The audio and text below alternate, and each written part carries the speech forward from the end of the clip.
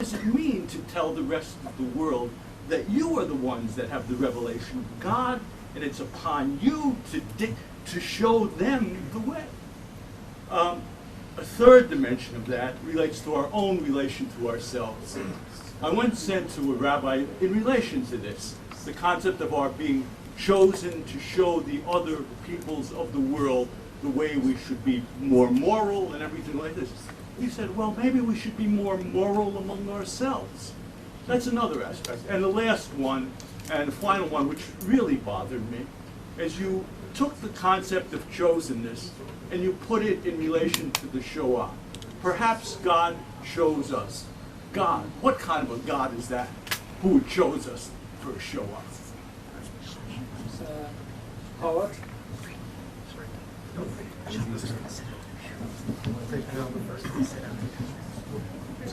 Sorry? Avi, toda rabba, mamash. Your answer to the last question probably take the rest of the time, but I'm going to try and sneak in a different kivun.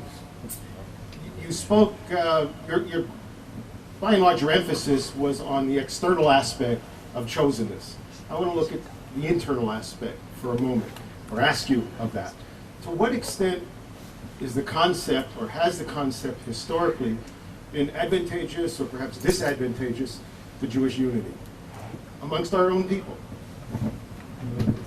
Professor Adler?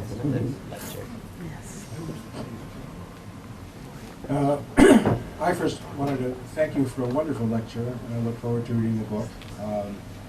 Two comments. One, from the author of The Other Chosen. I don't know if Harriet remembers this. This is a comment, full circle, that was made when I was with Chaim Potok and Harriet Elazar. Party, Shabbat, I don't remember. I asked him, why do they hate us so much, referring to them, the others? And he said something very similar you quoted from Anne Frank. I'm trying to remember it exactly. Because we show them to be the barbarians that they are. It was after a Pigula or something, or a bulldozer or something of the sort. It was exactly the same sentiment. Now, the room is full of great scholars in Jewish studies, and I'm only a psychologist. I have a question about psychology. The concept of the other comes from the chosen, I think, psychologically. And I can trace it as far back as Talmud Chagiga talking about the Acher. But that's a specific other. That's somebody who separates out, reads strange books, denies Olam Haba, is an Epicurean. How does the other from the supersessionists, if you accept the Freudian mode, begin as Nazi propaganda accepts that the Jew is superior? From what I've read about Nazi psychology, the original Hitlerian approach was that the Jew was a superior being, much to be feared. We have to suppress them. So where does the anti-Semitic two-step from the other as superior, the chosen, then degraded to the subhuman? It's that switch which is the dangerous one, and that's one I've not been able to figure out. It's from either Freud, from Acher, from Lisha ben Abuya. Do you have any thoughts about it?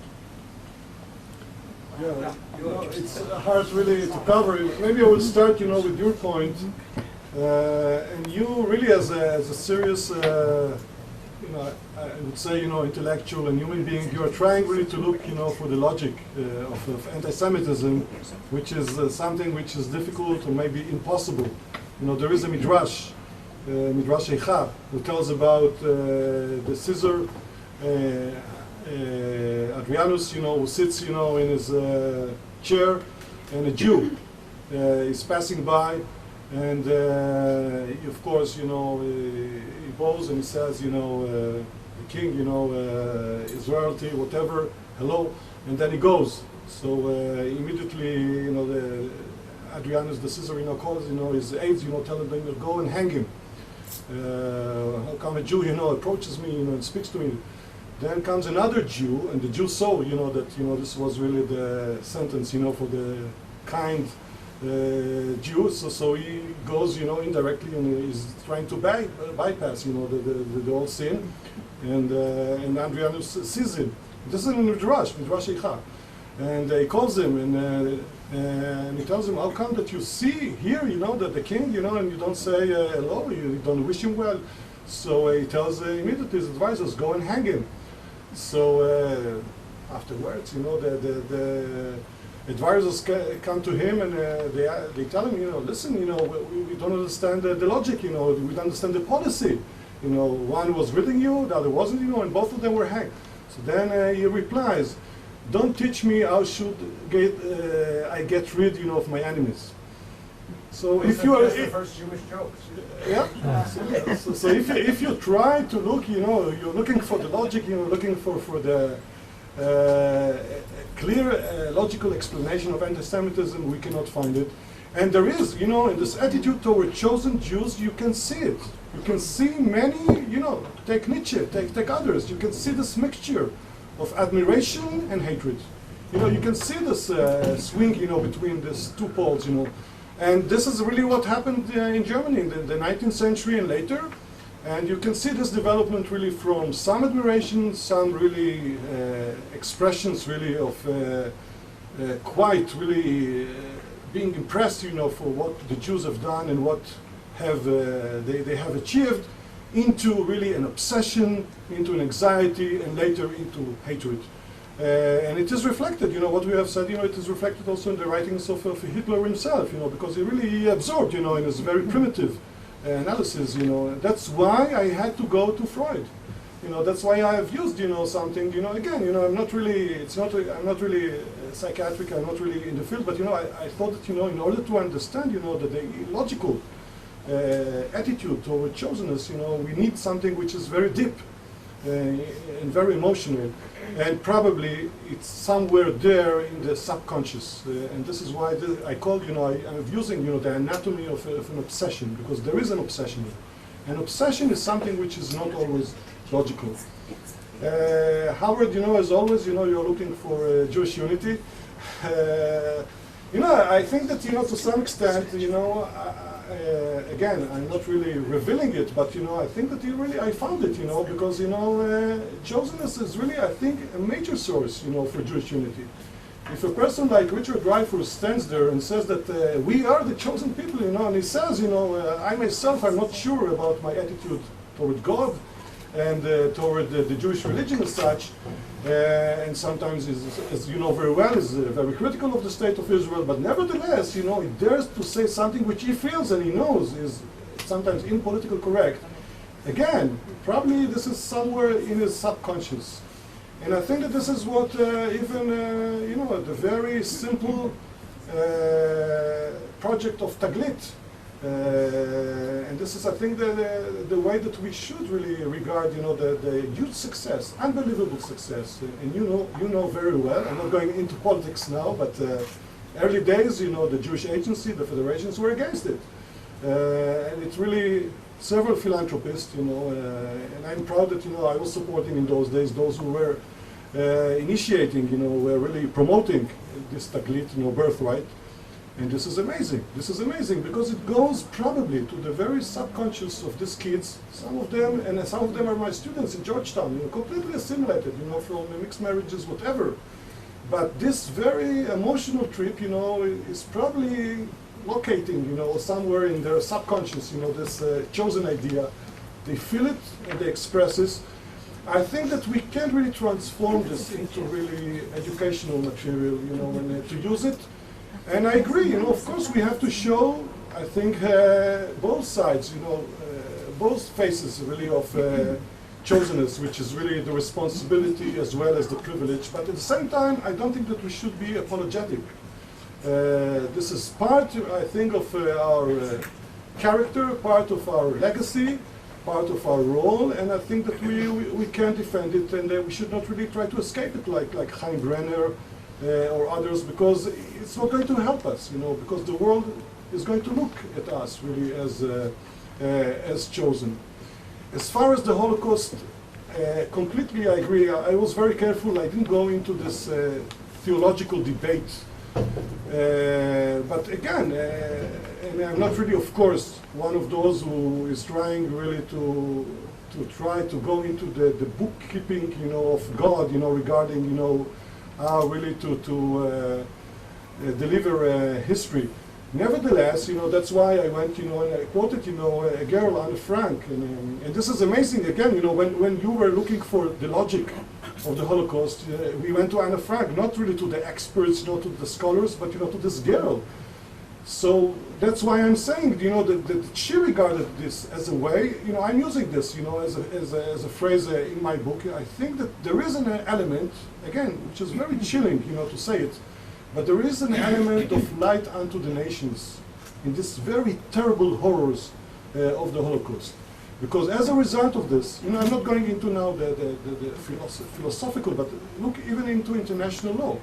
The Nuremberg trials, later the Genocide Convention, the very idea of developing this international law regarding war crimes, humanitarian intervention, everything is really basically taking it from the experiences of the Holocaust.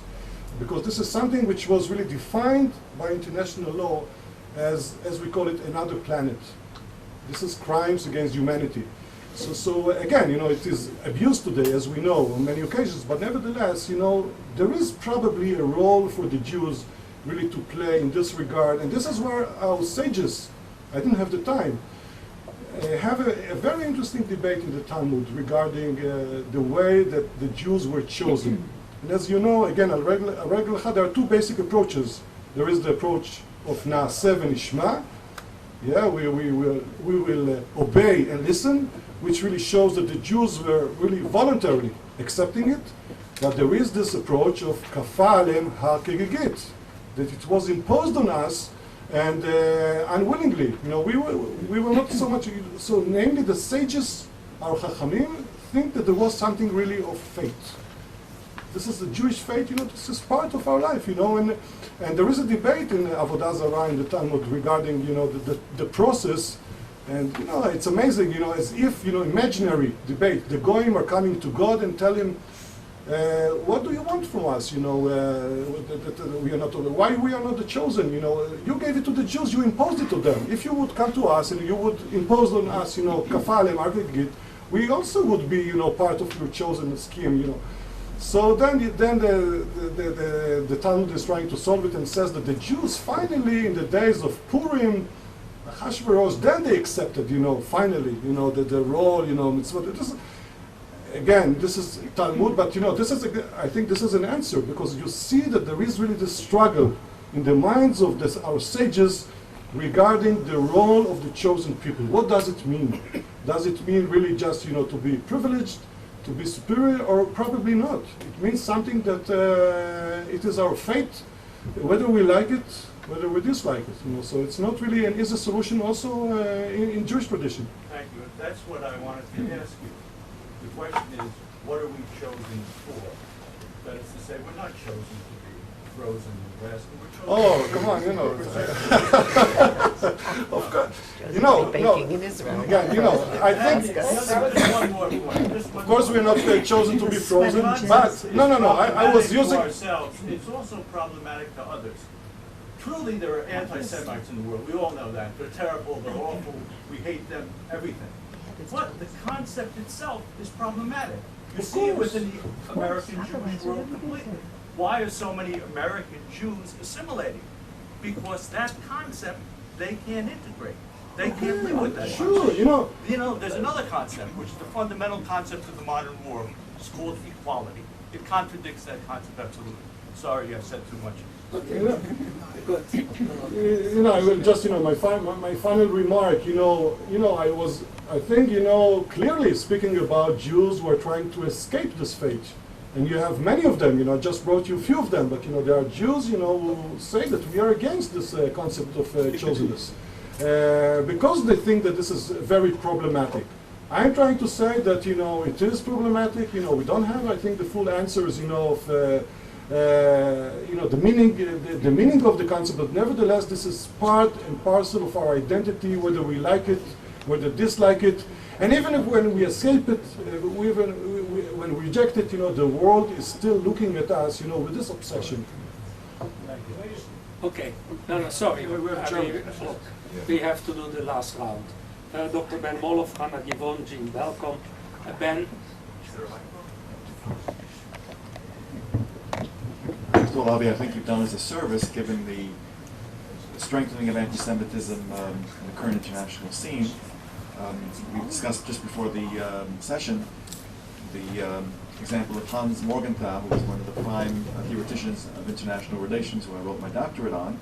I wrote on the Jewish aspect of the life and work of Hans Morgenthau. Morgenthau was very involved in the Soviet Jewry struggle, and instead of giving a realpolitik analysis of the reason for Soviet Jewry, or the persecution of Soviet Jewry by the Soviet regime, including the Nazi as a precedent, he talked about the fact that the Jews represent an ideological challenge to the Soviet and other totalitarian regimes based on being the carriers of the biblical prophetic heritage, which the Gentiles perceive even if the Jews do not.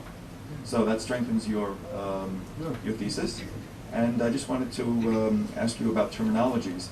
Just a few weeks ago we had the first Beit Vad meeting devoted to Dan Elazar's legacy, and we talked about Tikkun Olam.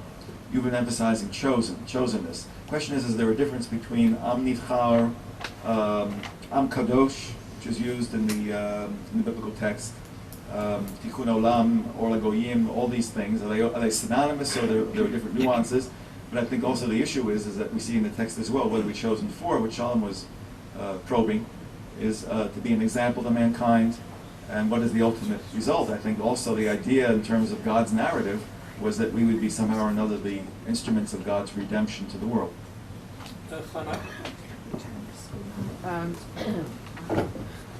I wanted to ask if you would comment about Cardinal Lustiger, who, although he rose to such a high position in the church, still at his funeral he had the Kaddish at his request. And there's so many of us little people whose thoughts are never known on this, but here's someone who was such an obvious figure in the church, and I wonder if you would comment on that. Finally, Jean? Just two things. First of all, there is a church or a chapel in England where there's a set of stained glass windows, I think about 12. Each one is a scene from the Old Testament, as they call it, which has an interpretation from the Old Testament and then one from the New Testament. Mm-hmm. So it's an interesting example of replacement theology. Exactly. But the other point was, I just wondered if your title, The Anatomy of an Obsession, discusses the concept of chosenness as an obsession within the Jewish people, and has it caused harm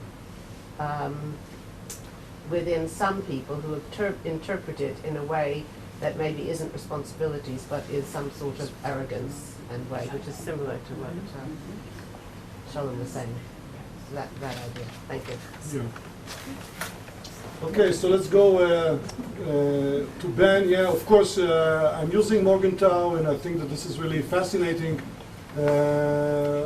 Which really shows the point that there are some instances, and this is Jewish history, which cannot be really explained with the regular tools of international relation theory. And he's using the expression, the chosenness of the Jews, which was something which was very irritating to Hitler, to the Nazis, who regarded themselves really as the master race. So this is really something which really explains even the Holocaust in terms of his view. Tikkun Olam, you know very well that, who asked the question? Ben. Yeah, you have raised as well the issue of Tikkun Olam. Tikkun Olam, as you know, in our books, in our text, this is not used the way that it is used, today, by so many Jewish communities and others. I have nothing against it. I think that this is something which is very useful for outreach, for activities. But Tikkun Olam that we have in Aleinu L'Shabeach, in the Mishnah, is something else. But there is this vision, of course, in Judaism, since the Jews have a mission, since the Jews really are light unto the nations, that they have really a role to play, really by making an impact, on world history and on the attitude of others. And this is why I think that we can explain, this is again going into the subconscious of behavior of so many Jews, why we can find so many Jews really very active in reform movements, in radical movements, trying to change the reality today, anti-globalization, there were Jews who were really leading sometimes, the move toward globalization, and there are Jews today who are leading the movement of anti-globalization. Even, we have some signs of anti-Semitism, in the anti-globalization movement. I'm sure that, some of the publications you really have pointed out, that some of these movements really have some anti-Semitic innuendos. So Tikkun Olam is part really of the mission, which is of chosenness. There is no clear concept. It is amazing that it is clear to everybody and it is everywhere, right? It is in the Torah. I've chosen you. It's not just Am Sgula. It's really you have this verb, chosenness, in variety of places in the Torah. But there is really no clear concept in terms of mitzvot, in terms of, for instance, when Maimonides has his 13 Ikarei Yadut, it doesn't have, chosenness, but when you look into Igdal Elohim Chai, which is really the song which is based on the 13 Ikarim, then you have, Le'am Sgulato, Torah Natan Lo. So this is, I think that this is really the key defining concept of Judaism, and I think that this is really the orthodox way to look at it. And I've consulted, with some people, no objection to this, and this is something which is everywhere in the teachings. And it is amazing, and this is again, Howard, unity, that you find it everywhere. It's really something that the reform movement, I told you about Avram Geiger. Avram Geiger, in the early 19th century, he took out Ata Bechartanu and the chosenness, from the prayer books. But in 1885, the reform movement in their meeting in Pittsburgh, which was really the platform, ideological platform of the reform movement, they had a debate, should we maintain it, should we take it out, and they decided it's going to be in, this is part, you cannot be a Jew if you don't have it there. Of course, they said that they emphasized the universal aspect of chosenness, light unto the nations. This is our role, we are really the moral lighting role, for the rest of the nations. But nevertheless, they understood that they cannot really take it. And I didn't go into this. Mordechai Kaplan, when he established the Reconstructionist movement, he really said that this is something which is arrogant, something which doesn't fit, modern life. You have to take it out, and he took it out. But at the same time, Mordechai Kaplan has become a Zionist, which is really very unusual and against the reform movement, which to be a Zionist in those days in America, was really a sort of chosenness, because you're saying that we, as a people, we have another source of identity, another source of solidarity. We have maybe even double loyalty to some extent, and this is, I think that the end of the day, and this is since the 1980s, several Reconstructionist congregations are putting back in a different form, but chosen is becoming also part of their prayers. So this is something which I think is very essential. I've known Lustiger, and I've met him several times, and as you know well, he always said that he regards himself as a Jew, which is also true in terms of the halachic perspective. But of course, he was a Christian, a devoted Christian. Again, as you know, his history, it's something which he grew up during the Holocaust in a church, and this is it was quite, I think, on several occasions outstanding in terms of standing up against anti-Semitism. When several other leaders of the Vatican and the Catholic Church didn't do this, but nevertheless, he was a convert. You don't have in his vocabulary, this references to the chosen, so that's why I didn't use him. But I have a reference toward him because really he is something which I think illustrates, the very problematic nature of being a Jew. Thank you very much.